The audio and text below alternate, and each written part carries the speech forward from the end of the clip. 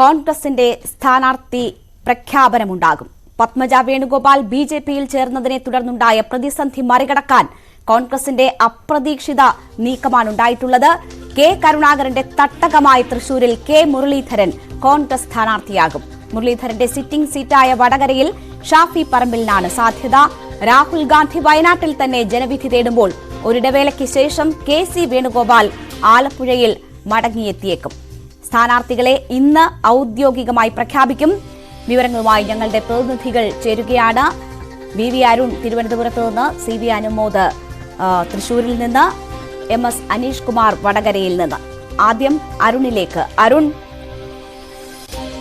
പത്മജ വേണുഗോപാലിന്റെ ബിജെപിയിലേക്കുള്ള പോക്ക് കോൺഗ്രസിനെ സംബന്ധിച്ച് ഒരാഘാതമായിരുന്നു. അതിന് തൊട്ടു പിന്നാലെയാണ് വമ്പൻ ടിസ്റ്റുകളുമായി സ്ഥാനാർത്ഥി പട്ടിക തയ്യാറായിരിക്കുന്നത്.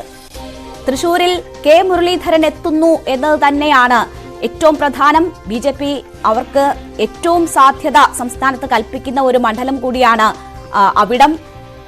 കോൺഗ്രസിനെ സംബന്ധിച്ച് പുതിയ സ്ഥാനാർത്ഥി പട്ടിക അവർക്കെതിരായ ആരോപണങ്ങളും ആക്ഷേപങ്ങൾക്കും ഒക്കെയുള്ള ഒരു മറുപടി തന്നെയാകുമോ?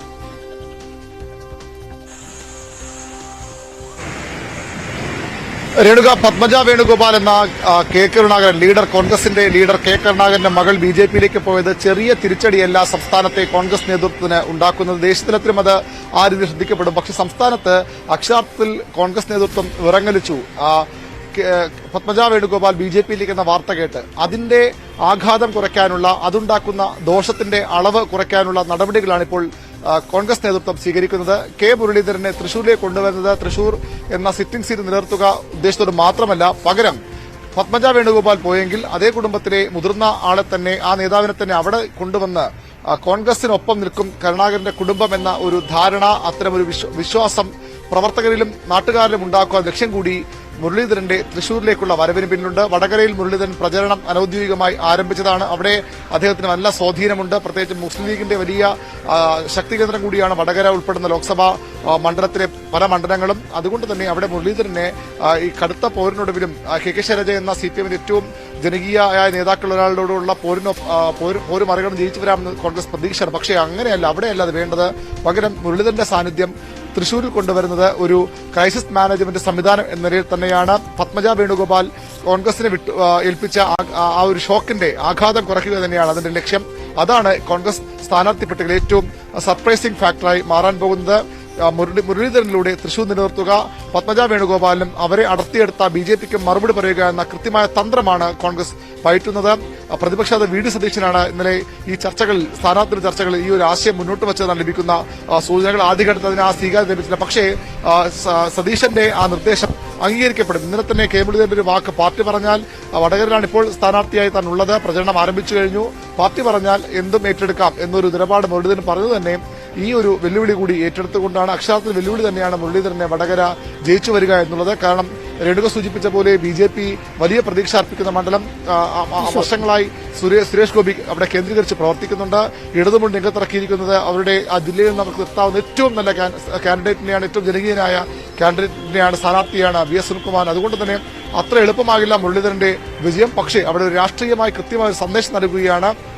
കെ കരുണാകരന്റെ മകളെ അടർത്തിയെടുത്താൽ അതേ കുടുംബത്തിൽ നാളെ അവരുടെ തട്ടകത്തിൽ ഇറക്കി മത്സരിക്കാൻ തയ്യാറാണ് കോൺഗ്രസ് എന്ന സൂചനയാണ്, ആ സന്ദേശമാണ് മുരളീധരന്റെ തൃശൂരിലെ സ്ഥാനാർത്ഥിയിലൂടെ കോൺഗ്രസ് നേതൃത്വം ഉദ്ദേശിക്കുന്നത്. ഇന്ന് തന്നെ സ്ഥാനാർത്ഥി പ്രഖ്യാപനവും ഉണ്ടാകും. അരുൺ, നമുക്കറിയാം കഴിഞ്ഞ ദിവസങ്ങളിലൊക്കെ കോൺഗ്രസിന്റെ സ്ഥാനാർത്ഥികൾ എവിടെ, എന്തുകൊണ്ട് പ്രഖ്യാപനം വൈകുന്നു എന്ന ചോദ്യങ്ങൾ വിവിധ കോണുകളിൽ നിന്ന് ഉയർന്നിരുന്നു. മാധ്യമങ്ങളിലൊക്കെ വലിയ ചർച്ചയുമായിരുന്നു.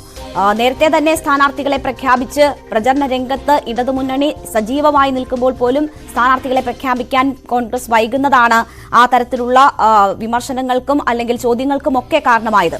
ഇപ്പോൾ സ്ഥാനാർത്ഥി പ്രഖ്യാപനം ഇന്നുണ്ടാകുമെന്നറിയുന്നു. അതിന്റെ അവസാന നില എന്താണ്, അതിന്റെ ചിത്രം എന്താണ് എന്നത് വാർത്തകളായി പുറത്തു വരുമ്പോൾ സാധ്യമായ ഏറ്റവും ശക്തരായ സ്ഥാനാർത്ഥികളെ തന്നെ കോൺഗ്രസ് മുന്നിൽ നിർത്തുന്നു എന്ന് വേണമോ മനസ്സിലാക്കാൻ?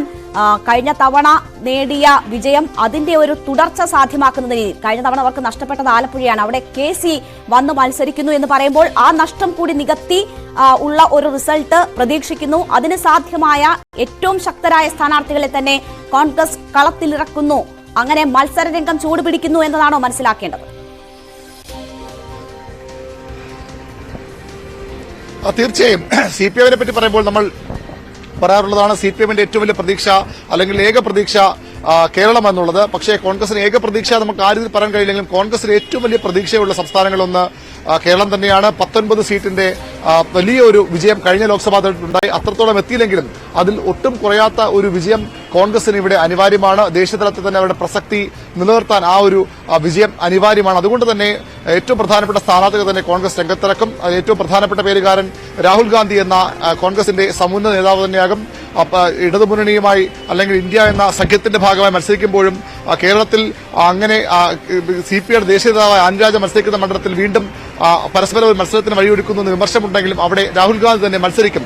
കേരളത്തിലെ നേതൃത്വത്തിന്റെ നിലപാടതാണ്. ചിലപ്പോൾ ഒരുപക്ഷെ മറ്റു മണ്ഡലത്തിൽ കൂടി തെക്കേ ഇന്ത്യയിൽ തന്നെ മറ്റൊരു മണ്ഡലത്തിലോ അല്ലെങ്കിൽ വടക്കേ ഇന്ത്യയിൽ മണ്ഡലത്തിലോ ഒക്കെ രാഹുൽ ഗാന്ധി മത്സരിച്ചേക്കാം, അമേഠിയിൽ നിന്നൊക്കെ തന്നെ മത്സരിച്ചേക്കാം. പക്ഷേ വയനാട് വീണ്ടും അദ്ദേഹം മത്സരിക്കുമെന്ന് ഉറപ്പായിരിക്കുന്നു. അതുതന്നെയാണ് കോൺഗ്രസ് സ്ഥാനാർത്ഥിപ്പെട്ട ഏറ്റവും പ്രധാനപ്പെട്ട പേരുകാരൻ. മറ്റൊന്ന് രേണുക സൂചിപ്പിച്ച പോലെ ACCയുടെ സംഘടനാ ചുമതല ജനറൽ സെക്രട്ടറി KC വേണുഗോപാലാണ്. ആലപ്പുഴയുടെ മുൻ MP ആണ്. സംസ്ഥാനത്തെ ഏറ്റവും പ്രധാനപ്പെട്ട രാഷ്ട്രീയ നേതാക്കൾ ഒരാളാണ്. ഒരുപക്ഷെ ദേശീയതലത്തിന്റെ കോൺഗ്രസിന്റെ പ്രധാനപ്പെട്ട സംഭവവികാസങ്ങളെ അവരുടെ തന്ത്രങ്ങളൊക്കെ നിയന്ത്രിക്കുന്ന നേതാവാണ്. KC വേണുഗോപാൽ കൂടി ഇത്തവണ വരുന്നു. അദ്ദേഹം ആലപ്പുഴ എന്ന മണ്ഡലവുമായുള്ള ജില്ലയുമായുള്ള അതിന്റെ ആത്മബന്ധം കഴിഞ്ഞ ദിവസം വ്യക്തമാക്കിയതാണ്. KC വേണുഗോപാലും അതായത് CPM-ന്റെ ഏക സിറ്റിംഗ് സീറ്റ് ആലപ്പുഴ നിലനിർത്താൻ അവർ പാടുപെടുമ്പോൾ അവിടെ AM ആരിഫിനെ നേരിടാൻ വരുന്നത് കോൺഗ്രസിന്റെ ദേശീയതലത്തിലെ ഏറ്റവും പ്രധാനപ്പെട്ട നേതൃമുഖമായ KC വേണുഗോപാൽ ആകും. KPC അധ്യക്ഷൻ K സുധാകരൻ മത്സരിക്കുന്നതിനെ സംബന്ധിച്ച് പല ആശങ്കകൾ അനിശ്ചിതത്വമുണ്ടായിരുന്നു. പക്ഷേ K സുധാകരൻ ഒരു തവണ കൂടി കണ്ണൂരിൽ മത്സരിക്കും. ചില നിബന്ധനകളുടെ ഭാഗമായി അദ്ദേഹം മത്സരിക്കുന്ന സൂചനകളൊക്കെ പുറത്തെങ്കിൽ പോലും കണ്ണൂർ നിലനിർത്താൻ K സുധാകരൻ തന്നെ വേണമെന്ന നിലപാട് സംസ്ഥാന നേതൃത്വം സ്വീകരിക്കുകയായിരുന്നു. അങ്ങനെ K സുധാകരൻ അവിടെ നിന്ന് മത്സരിക്കും. തിരുവനന്തപുരത്ത് ശശി തരൂർ തന്നെ വീണ്ടും സ്ഥാനാർത്ഥിയാകും. മറ്റു പേര് കോൺഗ്രസിനെ ചിന്തിക്കാൻ പോലും കഴിയില്ല. തിരുവനന്തപുരം മണ്ഡലത്തിൽ ആറ്റിങ്ങൽ എന്ന ഇടത് കോട്ട CPM കോട്ട പിടിച്ചെടുത്ത അടൂർ പ്രകാശ് വീണ്ടും സ്ഥാനാർത്ഥിയാകും. കൊല്ലത്ത് പ്രേമചന്ദ്രൻ നേരിട്ട് സ്ഥാനാർത്ഥി പ്രഖ്യാപിച്ചതാണ്. മാവേലിക്കരയിൽ കൊടിക്കുന്ന് സുരേഷ് അദ്ദേഹത്തിന്റെ കാര്യത്തിലും ഒരുപക്ഷെ കനകോലുവിന്റെയൊക്കെ റിപ്പോർട്ടിലുമൊക്കെ മാവേലിക്കര നഷ്ടപ്പെടാനിടയുന്ന സൂചന ഉണ്ടായത്. പക്ഷേ അതൊക്കെ മാറ്റിവെച്ചുകൊണ്ട് ഒരു അവസരം കൂടി കൊടിക്കുന്ന് സുരേഷ് എന്ന ദേശീയതലത്തിൽ തന്നെ കോൺഗ്രസിന്റെ ശ്രദ്ധേയനായ നേതാവിന് കോൺഗ്രസ് അവസരം നൽകുകയാണ്.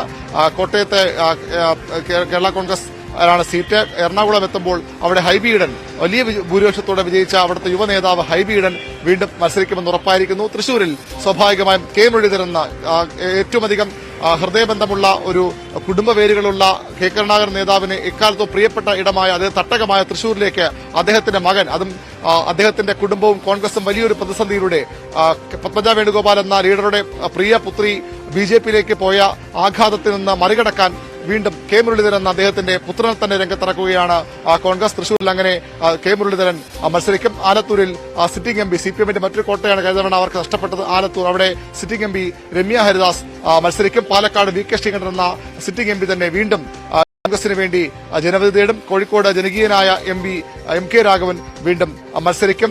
വടകരയിൽ ഷാഫി പറമ്പിൽ യുവ നേതാവിലൂടെ അതാണ് ഏറ്റവും പ്രധാനപ്പെട്ട ഒരു നീക്കമായി. മുരളീധരൻ മാറുമ്പോൾ അവിടെ ആര് മത്സരിക്കണമെന്ന ചർച്ചകൾ സജീവമാകുമ്പോൾ അവിടെ ഉയർന്നു കേട്ട അല്ലെങ്കിൽ നേതൃത്വം മുന്നോട്ട് വെക്കുന്ന പേര് ഷാഫി പറമ്പിൽ എന്ന യുവ നേതാവിന്റെയാണ്. നമുക്കറിയാം ഷാഫി യൂത്ത് KSU സംസ്ഥാന തന്നെയാണ് ഏറ്റവും ശ്രദ്ധേയമായ മണ്ഡലങ്ങളായി മാറുന്നത്.